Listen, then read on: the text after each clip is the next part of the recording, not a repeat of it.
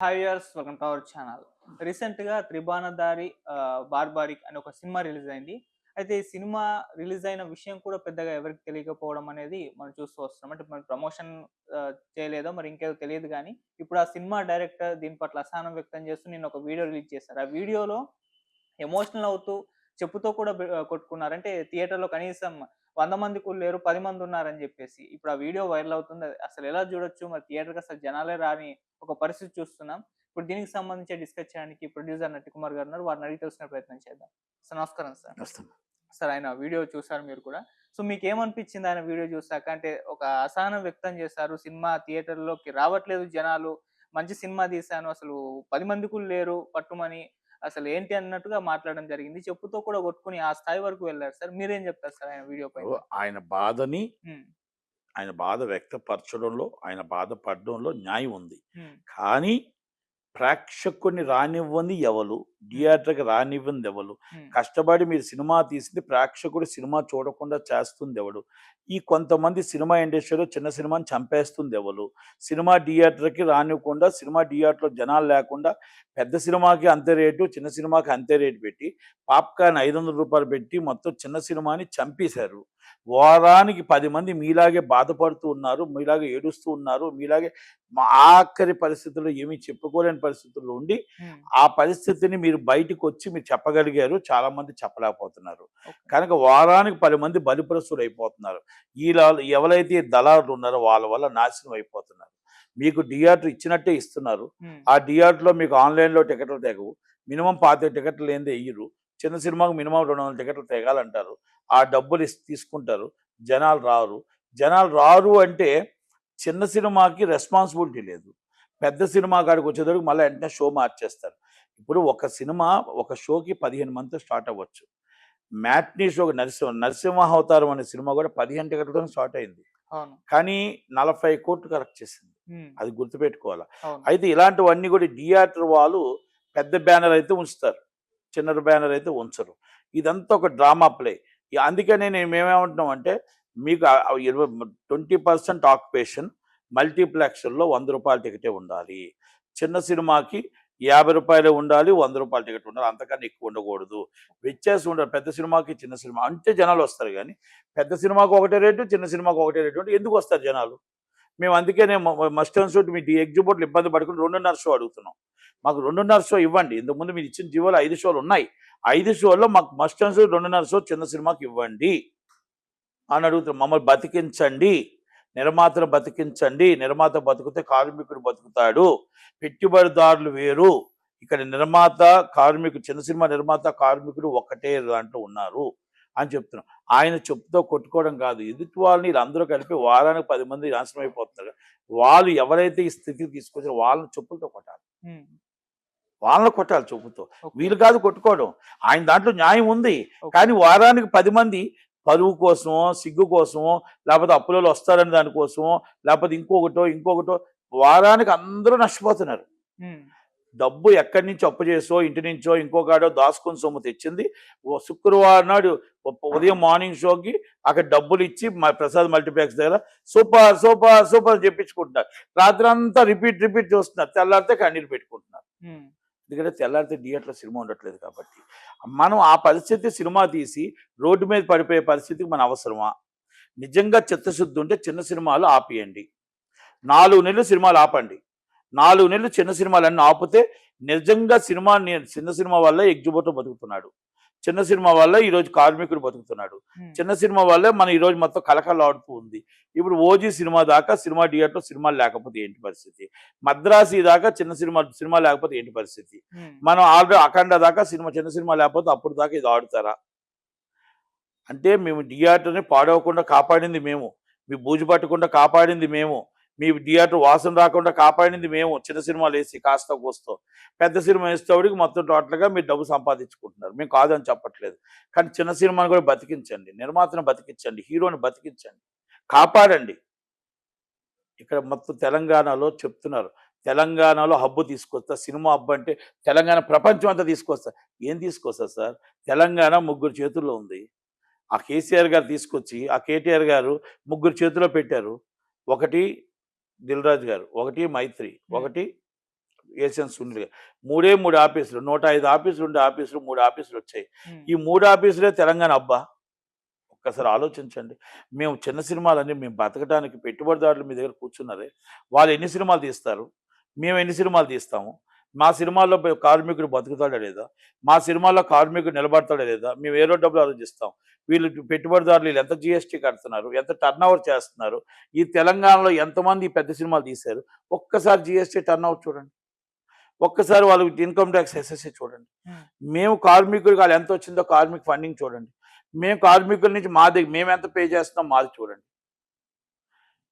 Government support చేస్తేనే కానీ కార్మికుడు బతకలేడు, గవర్నమెంట్ సపోర్ట్ చేస్తేనే కానీ చిన్న సినిమా బతకలేదు. కానీ పెట్టుబడిదారుడు లేకపోతే గవర్నమెంట్ లేదు అంటున్నారే, పెట్టుబడిదారుడు ఉంటున్నాడు, మీకు ఎంత లాభం వస్తుంది, దాంట్లో ఎంప్లాయ్మెంట్ ఎంత వస్తుంది, రాష్ట్రానికి ఏం బాగుపడుతుంది, రాష్ట్రం ఎంత అభివృద్ధి చెందుతుంది, ఈ ఇండస్ట్రీ వల్ల ఈ 20 మంది వల్ల ఏం అభివృద్ధి చెందుతుంది, ఈ 80 మంది వల్ల ఎంత అభివృద్ధి చెందుతుందో అవి కూడా మీరు తెలుసుకోండి క్యాల్కులేషన్స్. ఓకే. ఎందుకంటే నాకు తెలియక నేనే మాట్లాడలేదు, నా చిన్నప్పటి నుంచి ఈ ఫీల్డ్లో ఉన్నా. ఒక్కొక్కరు రావడం కూర్చోడు. సురేష్ బాబు గారు కూర్చుంటారు, ఆయన ఏదో చెప్తాడు, నాకు ఆయన స్టూడియో కావడం కోసం చెప్తాడు, కాలేజీ కావాల్సిన కూడా చెప్తాడు. ఎవడ స్వార్థం వాళ్ళది. ఉమ్, ఒక్కొక్కరు ఒక్కొక్క దానికి వెళ్ళి స్వార్థంగా సొంతంగా వెళ్ళి మార్పులు చేసుకుంటారు, అయిపోద్ది. ఇప్పుడు అయిపోయింది. ఇంకోటి పవన్ కళ్యాణ్ గారు సినిమా వచ్చింది, హరిహర వీరమల్లు. ఉమ్, నిర్మాత అడిగాడు, సార్ నాకు 1000 ఇచ్చేయండి, నేను జనాల దగ్గర దోచుకుంటానన్నాడు.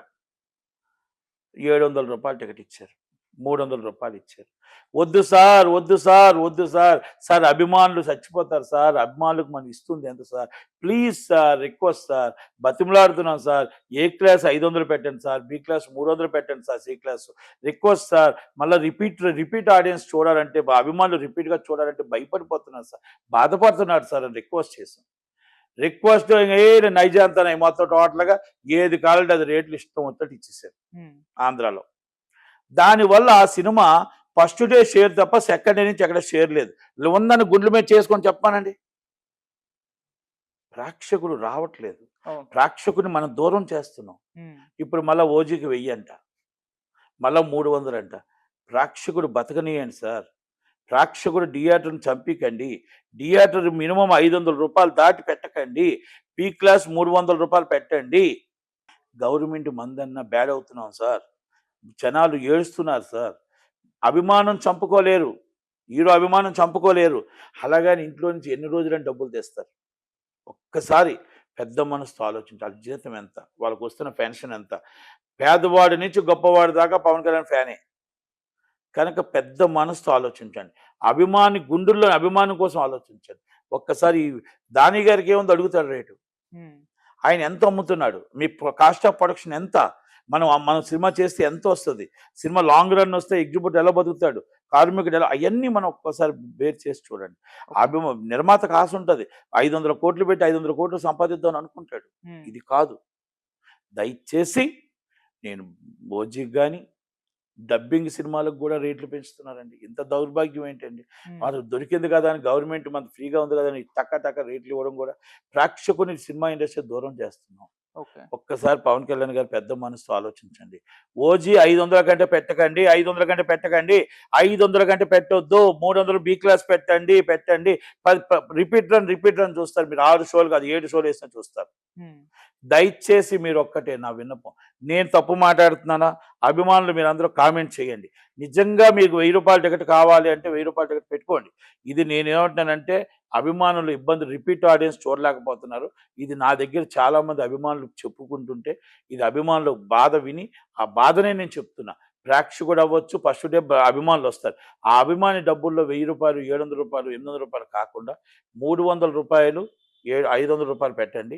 ఫస్ట్ డే తక్కువది 150 రూపాయలు 200 రూపాయలే పెట్టండి. సినిమా రన్నింగ్ బాగుంటుంది, అందరూ చూస్తారు, ప్రేక్షకులు అందరూ చూస్తారు. పండగ దసరా పండగ చక్కగా అక్క చెల్లెళ్ళు అందరూ సినిమా చూసి ఆనందిస్తారు. మనం దయచేసి ఇది ఒక్కసారి తీసుకొస్తే సినిమా ఇండస్ట్రీ దేవాలయాన్ని బతికిస్తాం, సినిమా ఇండస్ట్రీని బతికిస్తాం. అది మీ వల్ల అవుతుంది పవన్ కళ్యాణ్ గారు. దయచేసి మీరు ఒక్కసారి పెద్ద మనసుతో ఆలోచించండి. జనాల్లోని రేట్ ఇస్తారు భయపడిపోతున్నారు అనేది ఒకటి మళ్ళీ నేను చెప్తున్నా. ప్రతి విషయంలోని కూడా నేను ఒకటే చెప్తున్నా, ప్రేక్షకుడికి అందుబాటులో ఉండాలి తప్ప, హ్మ్. ప్రేక్షకుడికి దూరం అయిపోయే విధంగా ఉండకూడదు. ప్రేక్షకుడు సినిమా దగ్గరుండాలి తప్ప, ఓటీటీలో చూద్దాం అన్నట్టు ఉండకూడదు. ప్రేక్షకుడు పెరేసి చూద్దాం అన్నట్టు ఉండకూడదు. ప్రేక్షకుడు థియేటర్‌కొచ్చి చూద్దాం అనుకున్నట్టు ఉండాలి. ప్రేక్షకుడిని మనం బతికించలేకపోతే సినిమాని బతికించుకోలేం. అది చిన్న సినిమా అయినా, పెద్ద సినిమా అయినా. ఇది మన పెద్ద మనసుతో అర్థం చేసుకోండి. నేను పవన్ కళ్యాణ్ గారిని, చిరంజీవి గారిని, నేను అందరిని రిక్వెస్ట్ చేస్తున్నాను, మాకు ఐదో షో ఇవ్వండి. ఐదో షో జియో పాస్ చేయండి. మాకు 2:30 షో మస్ట్ అండ్ షుడ్. మాకు ఇగో ఒకే షో ఇవ్వండి. మాకు రేటు ₹100 పెట్టండి. అలాగే మాకు 20% ఆక్యుపేషన్ ఇవ్వండి. ₹100 పెట్టండి. తినుబండారాలు ₹50 దాటి ఉండకూడదు. 20% ఆక్యుపేషన్ అడుగుతున్నాం. మా స్వార్థం మీరు మీరు అర్థం చేసుకోండి. 80% మీరు 1000 పెట్టుకోండి. 10,000 పెట్టుకోండి. మేము ₹100కి 20% ఆక్యుపేషన్ మల్టీప్లెక్సెస్. పేదవాడి కళ, చిన్న నిర్మాత కళ.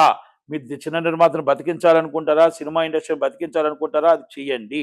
మేము రిక్వెస్ట్ చేస్తున్నాం. Please, please, please. ఇది మీరన్నీ చేసి నేను పవన్ కళ్యాణ్ గారు ప్రేమించే వ్యక్తిగా, అభిమానించే వ్యక్తిగా, అభిమానులందరూ నా అన్నదమ్ములుగా నేను ఒకటే చెప్తున్నా. ఆ అభిమాని బాగుండాలి, అభిమాని చూడాలి అంటే, రిపీట్ రన్ చూడాలి అంటే మీరు ₹500, ₹300 పెట్టండి బి క్లాసు. అలాగే మళ్ళీ మరుసటి రోజు నుంచి ₹200, ₹150 పెట్టండి. రేటు పెంచొద్దండి. రేటు పెంచి ప్రజలకు భారం చేయొద్దండి. అలా మనం ఈ పెట్టే రేట్లు చూస్తేనే మనం విపరీతంగా మన కాస్ట్ ఆఫ్ ప్రొడక్షన్ కరెక్ట్‌గా సినిమా ఆడితే బ్రహ్మాండంగా కాస్ట్ ఆఫ్ ప్రొడక్షన్ వస్తది. కాస్ట్ ఆఫ్ ప్రొడక్షన్ మనకు వస్తుందండి. వీళ్ళు ఏదో సినిమాల డబ్బులు ఎక్కడో అప్పులో తీసుకొచ్చి దీని మీద పెడుతున్నారు ఈ నిర్మాతలు. ఇది తప్పు, ఇది తప్పు, ఇది తప్పు. ఇంతకుముందు ఏఎం రత్నం గారు చేసిన తప్పే మళ్ళా చేయకూడదని నా రిక్వెస్ట్. దయచేసి గవర్నమెంట్‌లో కూడా ఆలోచించమని రిక్వెస్ట్ చేస్తున్నాం. లేదు ఈసారి వినలేదు అంటే నేనే కోర్టుకెళ్తా. ఈ రేట్ల మీద నేనే కోర్టుకెళ్తా. నేనే కోర్టుకెళ్ళి దీన్ని ఖండిస్తాను తప్ప ఎట్టి పరిస్థితిలో ఈ రేట్లు మాత్రం ప్రేక్షకులకు అందించే విధంగా నేను ఒప్పుకోను. అందుకే నేనున్న థియేటర్ కూడా మూసేశాను. నేను కళ్యాణోత్సవం చేసేస్తున్నా. థియేటర్లు ఎట్టి పరిస్థితుల్లో ఉండదలుచుకోలేదు ఇంకా. ఎందుకంటే సినిమా ఇండస్ట్రీ రాను రాను చచ్చిపోతుంది. చంపేస్తున్నప్పుడు ఏదో ఒకటి చేసుకోవాలి. గోడౌన్‌లో కళ్యాణోత్సవాలు చేసేసుకోవాలా. ఉన్న థియేటర్ కూడా మూసేశాను. ఇక సినిమా ఇండస్ట్రీలో రాను తగ్గిపోతుంది. భారం తగ్గిపోతుంది. వచ్చేది రేపు మల్టీప్లెక్స్‌లే. కనుక హ్మ్. పవన్ కళ్యాణ్ గారు పెద్ద మనసుతో అర్థం చేసుకుంటారని థాంక్ యూ. Thank you.